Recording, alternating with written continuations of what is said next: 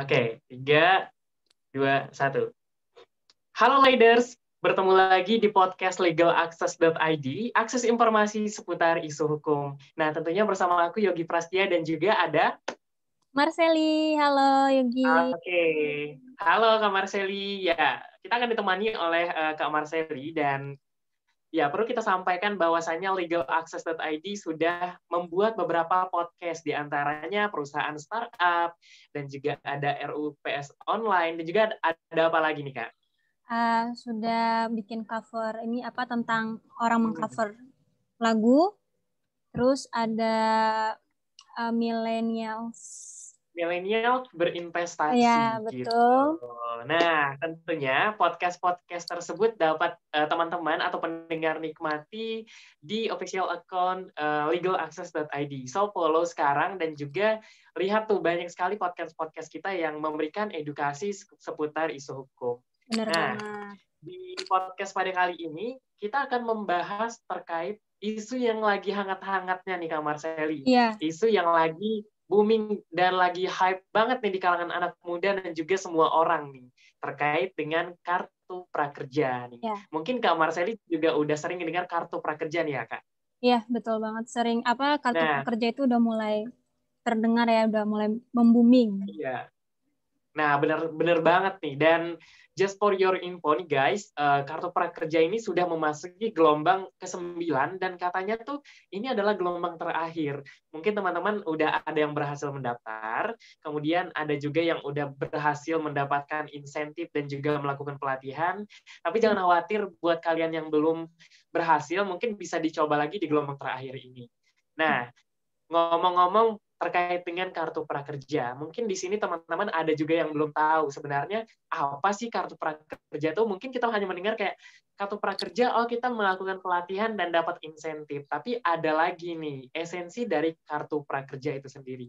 Mungkin Kak Marseli bisa menjelaskan terkait dengan kartu prakerja itu sendiri, Kak.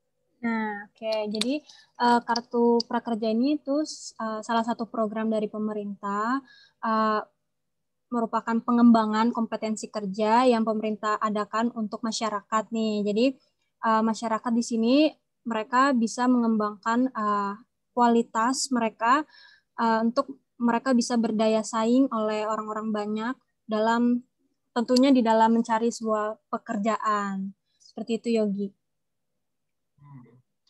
Oke, jadi kartu prakerja itu adalah untuk meningkatkan kompetensi gitu ya, Kak? Ya, Dari orang-orang betul. yang memang kepengen nih menggali potensi yang ada di dirinya lagi gitu ya, Ya, Kak? benar. Jadi kan apalagi kan sekarang lagi pandemi nih, ya kan? Banyak orang yang susah cari pekerjaan atau lagi berlomba-lomba bersaing di sistem yang digital gini kan, online. Nah, mereka lagi bersaing gimana caranya dalam sistem online ini digital mereka bisa mencari pendapatan. Nah, pastikan di situ mereka butuh yang namanya kualitas atau seperti kayak daya saing yang bisa namanya bersaing dengan orang banyak gitu. Jadi makanya adanya program ini pemerintah juga menggalakkan supaya masyarakat mereka bisa lebih berkualitas gitu. Jadi menciptakan sumber daya manusia yang lebih unggul gitu, yang lebih maju.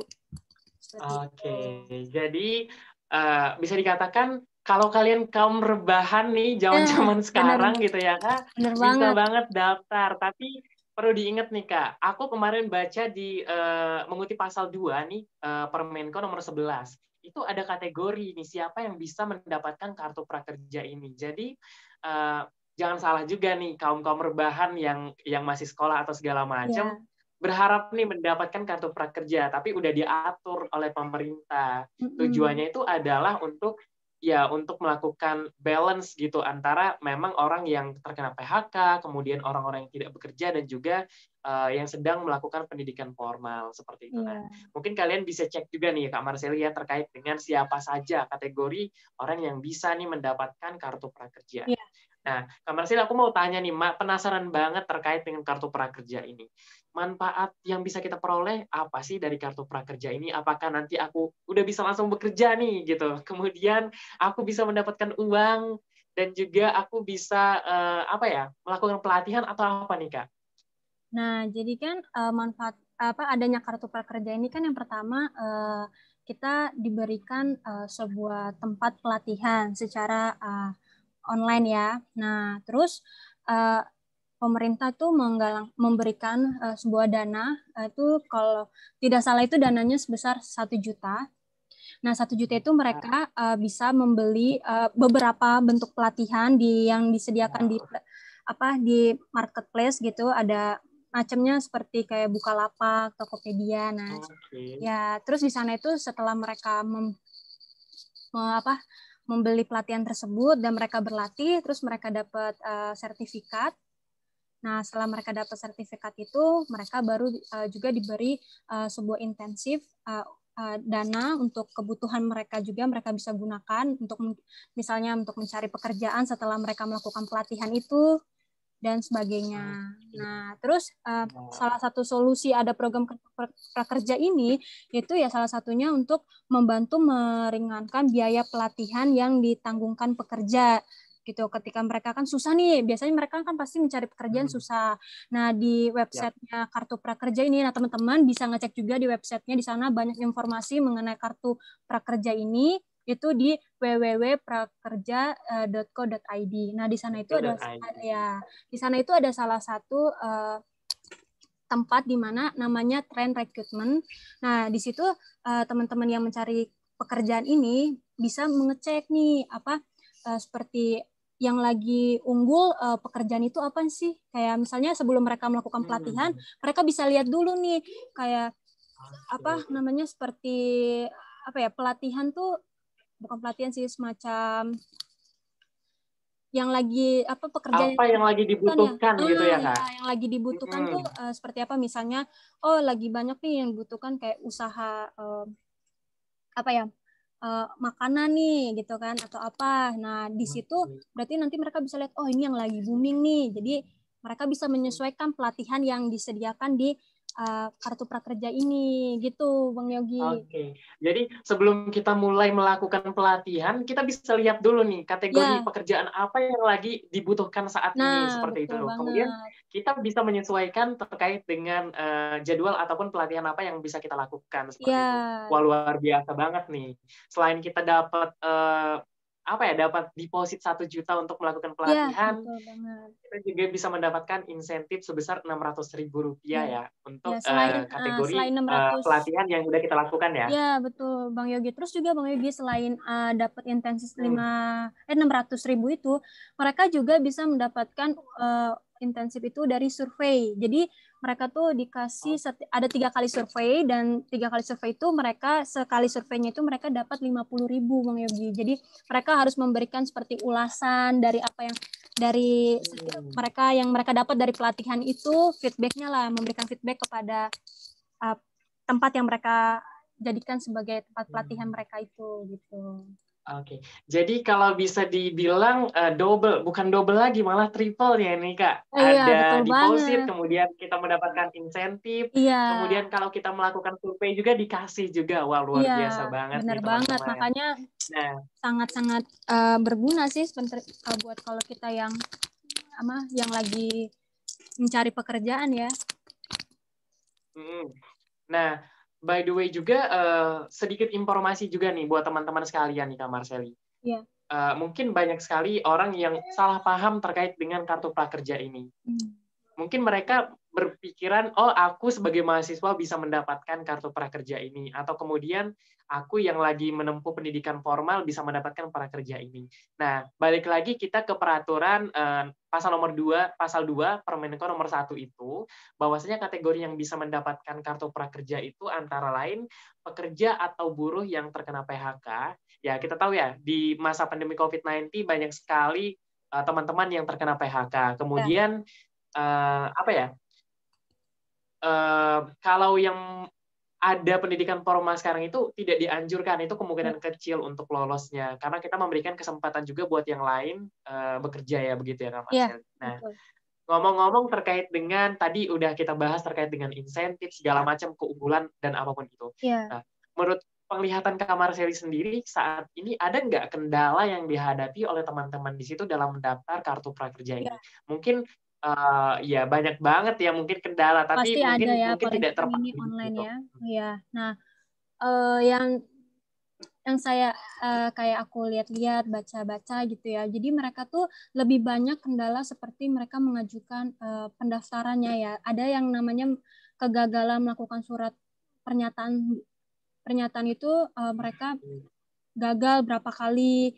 Nah, terus selain itu ada yang mereka sudah daftar, sudah melakukan pelatihan, terus mereka tidak bisa mendapatkan intensifnya gitu. Jadi kan intensifnya ini modelnya itu mereka tidak mendapat tunai, tapi mereka di transfer. Nah, di transfernya itu ke dompet digital seperti OVO dan sebagainya gitu ya. Oke. Nah, tapi terkadang mereka tidak bisa mendapatkan. Nah, yang aku baca itu salah satunya karena mereka tidak mengupgrade mungkin menjadi premium dan sebagainya gitu. Jadi itu salah satu syarat gitu. Jadi supaya mereka bisa mendapatkan intensif itu dengan lancar tanpa kendala, mereka harus mengecek dompet digital mereka itu di-upgrade dan sekaligus dilakukan verifikasi gitu. Terus kalau untuk melakukan surat uh, seperti surat keterangannya itu juga mereka harus menyesuaikan apakah mereka memang layak seperti yang tadi kita udah bicarakan sesuai nggak nih dengan persyaratan yang ditentukan gitu. Jadi kadang banyak orang yang mungkin main daftar-daftar aja tidak tahu, nah akhirnya mereka gagal gitu sampai yang berkali-kali gitu loh. Oke. Jadi banyak juga yang gagal nih Kak, dari aku Iya. pernah dengar juga nih dan baca beberapa artikel. Ada orang yang gagal dari gelombang 1 sampai dengan gelombang Iya. 8 seperti itu. Dan itu banyak banget, bener banget nih teman-teman kata Kak Marseli, ketika kalian ingin mendaftar kartu prakerja itu tentunya harus dilihat dulu persyaratannya. Terus Iya. apakah persyaratan itu masuk ke dalam kategori kita atau enggak gitu. Iya, betul. Dan ya kita bisa melihat situasi yang sekarang ini banyak juga orang yang membutuhkan pekerjaan, kemudian banyak juga orang yang membutuhkan penghasilan, sehingga hal ini disalahgunakan nih Kak Marseli. Iya. Itu banyak kasus nih sekarang.